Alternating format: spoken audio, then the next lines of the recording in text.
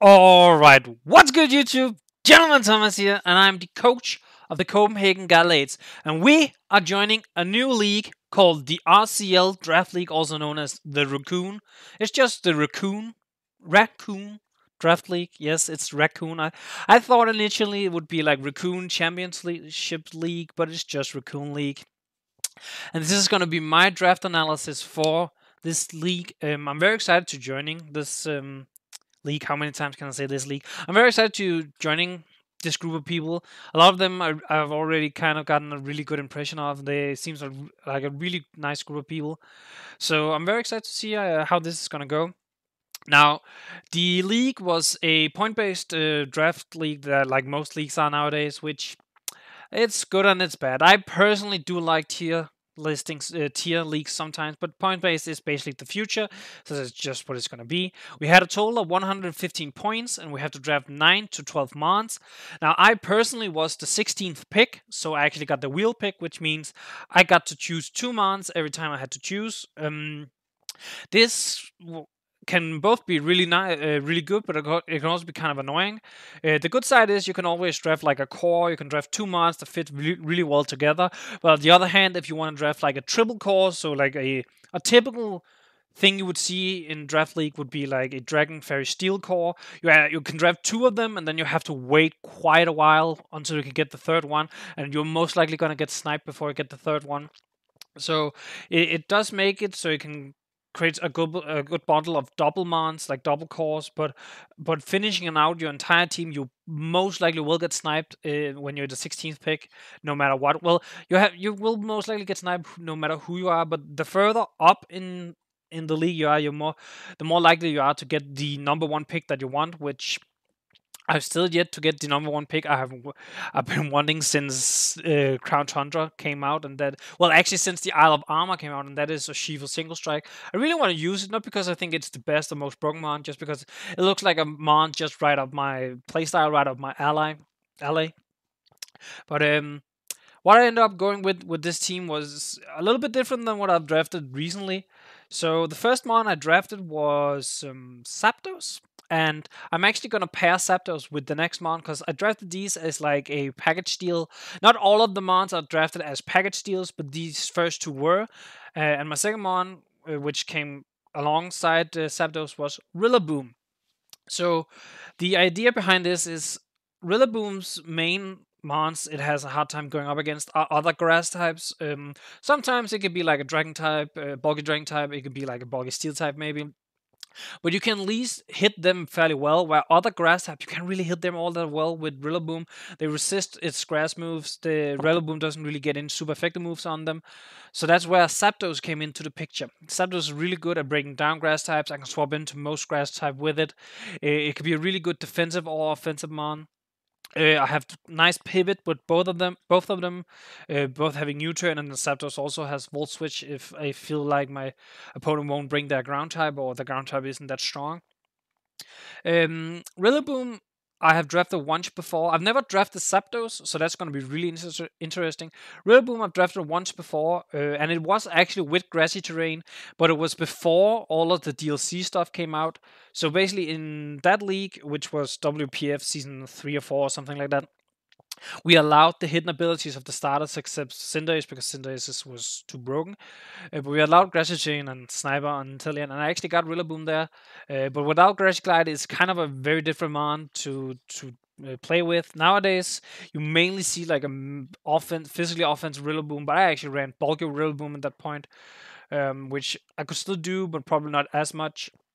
So I'm very excited to reuse Rillaboom with Grassy Glide. You get a nice setup, you get good pivot, you can run a really good choice pan set. I'm really excited to run Zapdos because Zapdos has been like a bane of existence for me quite a lot in some matches.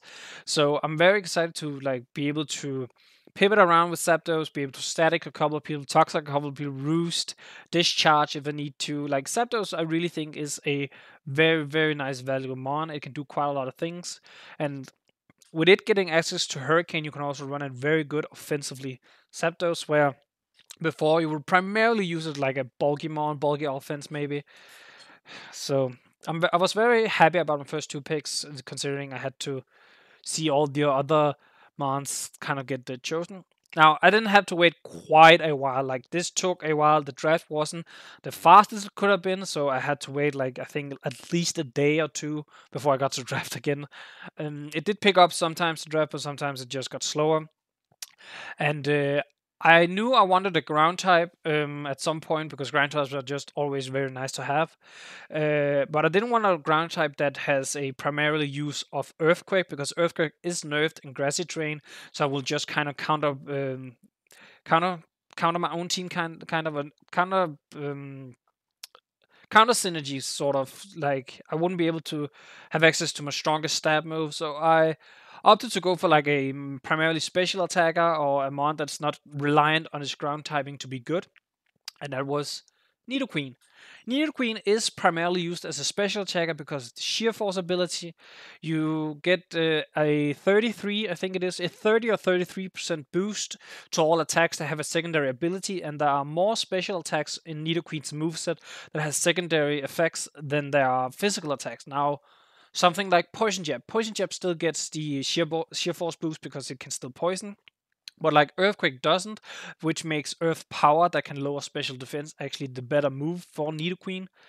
It also comes with a very nice Stealth Rock user and a very nice Toxic Set user.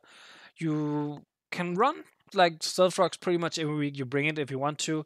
You can run like an AV set if you want to because it gets a bunch of moves you can use. You can run a bulky set, you can run an offensive set. Like, Nidoqueen provides quite a lot for a team. Plus, it's my first time using it. I use Nidoking, but I think Nidoking and Nidoqueen are actually quite different, even though their stats aren't that different. Simply just because Nidoqueen can run offensive and defensive, where Nidoking can pretty much only run offensive, but it then also does that a little bit better than Nidoqueen does. Now, paired with Nidoqueen was probably the pick I won't say I regret the most, but probably the one mon I can see myself use the least, despite how valuable it actually is. Simply just because I have other mons that fulfill its role as well, if not better than it does, and that is Hackstress. Hackstress is an amazing mon. It can hit super, super hard with either Choice Band or just in general. You can have amazing setup with Dragon Dance and Sword Stance, Scale Shot if you want to. But I have other mons even down further on my team that just does the same things that Hackstress can do. And they don't necessarily do it better, but they can also do other things where Hackstress is very much reliant on being like the offensive threat or the sweeper at the end. You can't really run like a bulky Hackstress all that well.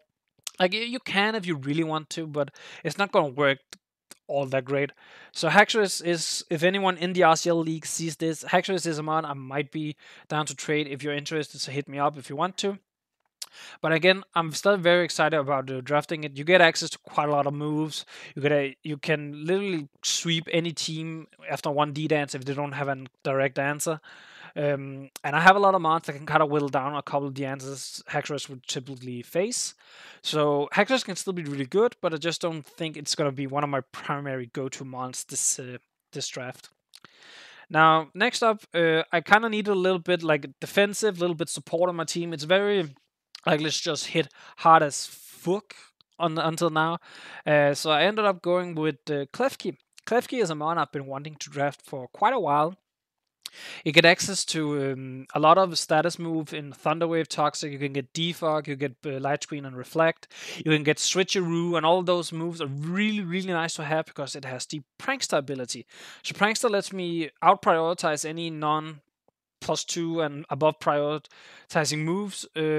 So I can Thunderwave any setup mons. I can defog any hazardous away if I need to get a mon in. I can set up spikes if I need to with like my last health, or I can set up a reflector or a light screen if I need to. Offensively, Klefki isn't going to provide a lot. Like, it gets Play Rough, it gets Dazzling Gleam, it gets Flash Cannon, and I don't really think you'd run anything else. Maybe Psyshock if you want to hit like a poison type. I guess Foul Play if your opponent has a really offensive, threatening mon that either is weak to Foul Play or just in general are going to take a lot from Foul Play. Other than that, Klefki is simply just here to support the team, maybe be a little bit defensive with some of the other mons I have. But yeah, that's Klefki. And with Klefki, I paired it with a bulky water. I love my bulky water types. This is my first time drafting this water type, and honestly, I'd probably drafted it in a state where it's the weakest it's ever been. It is primarily known to be a sweeper, a setup sweeper basically, but it can't do that anymore because the move was cut from it, and that mon is Manafee. So Manafee lost access to Tailglow because Tailglow is one of the deleted moves for Sword and Shield.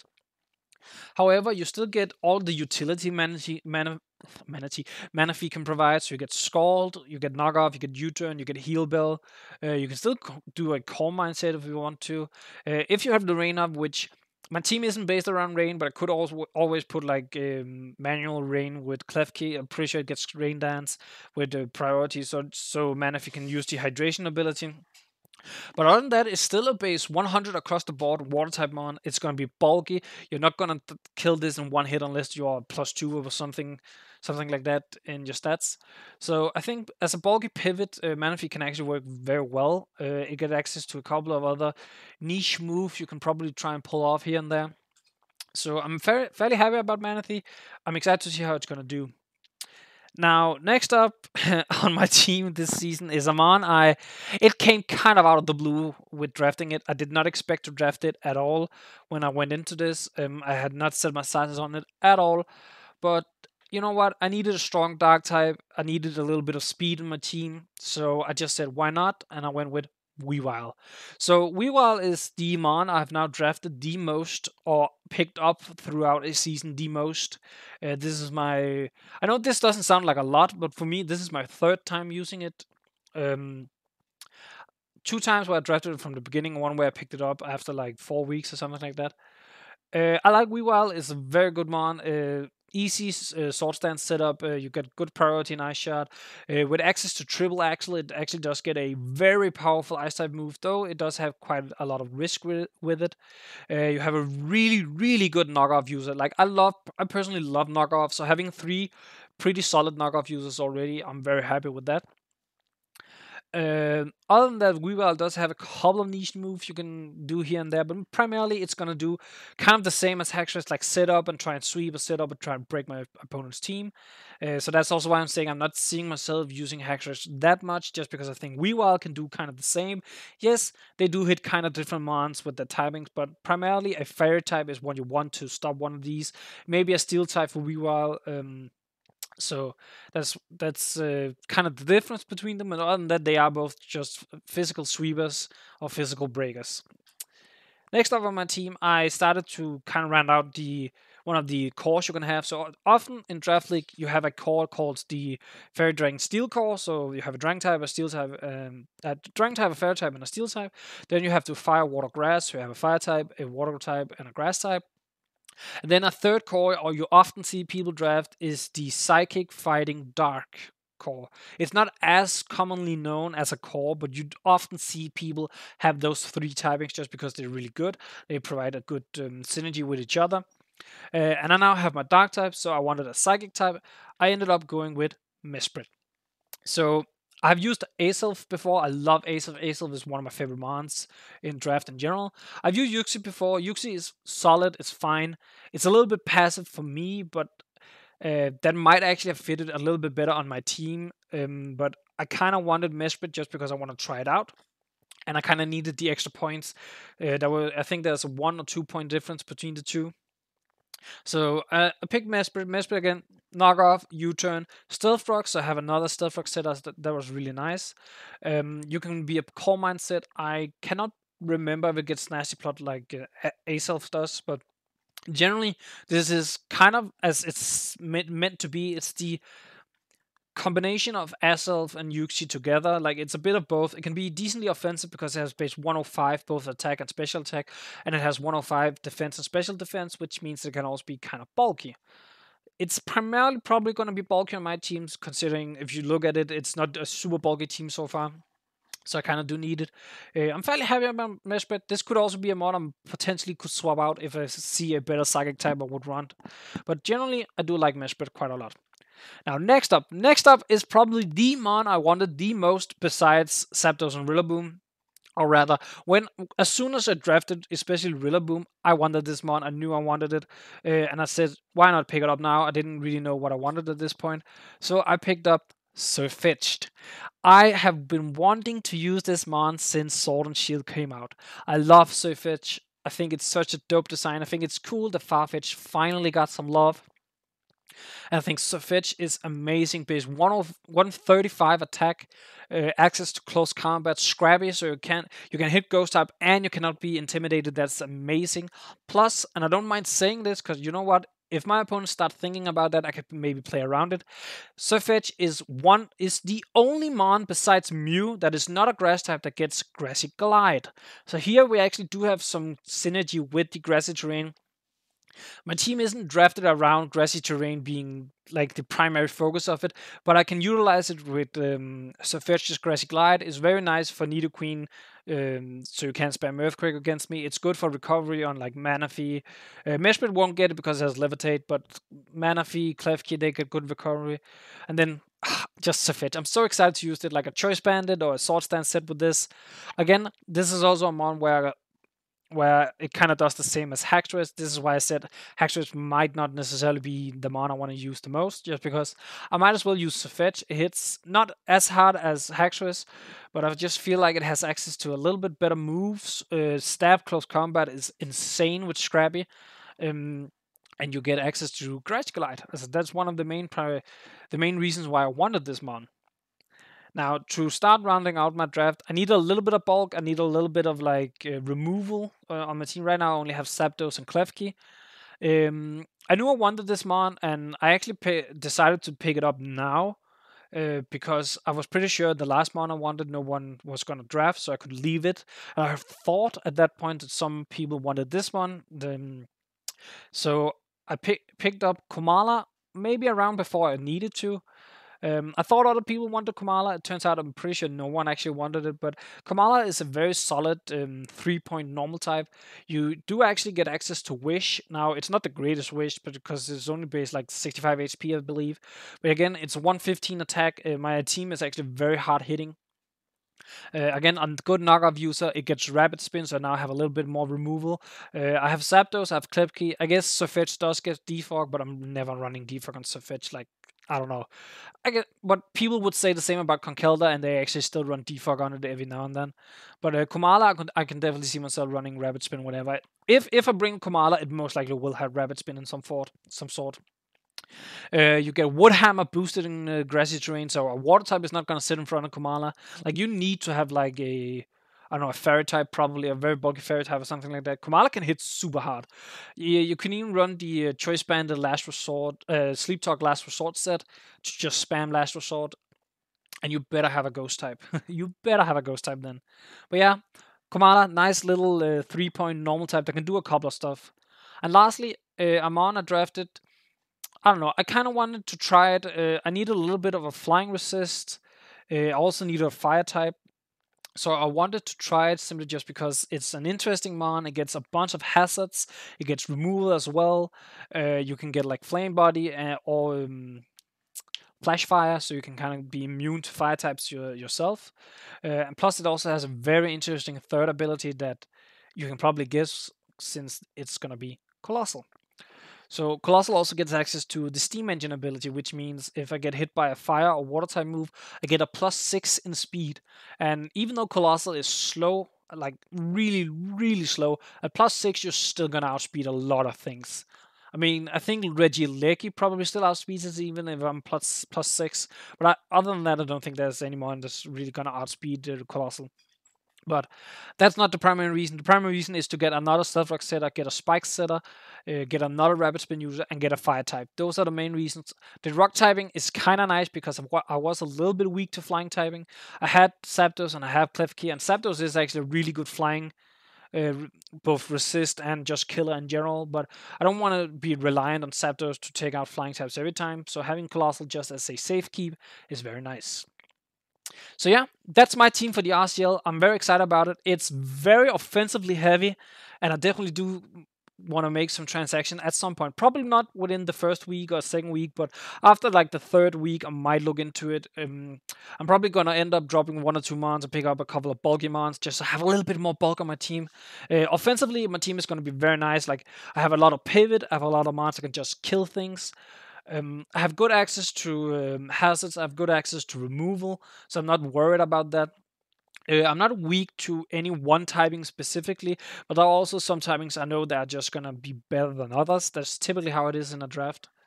But yeah, let me know in the comment section down below what you think of the team. And as always, if you like the video, make sure to leave a like on the video.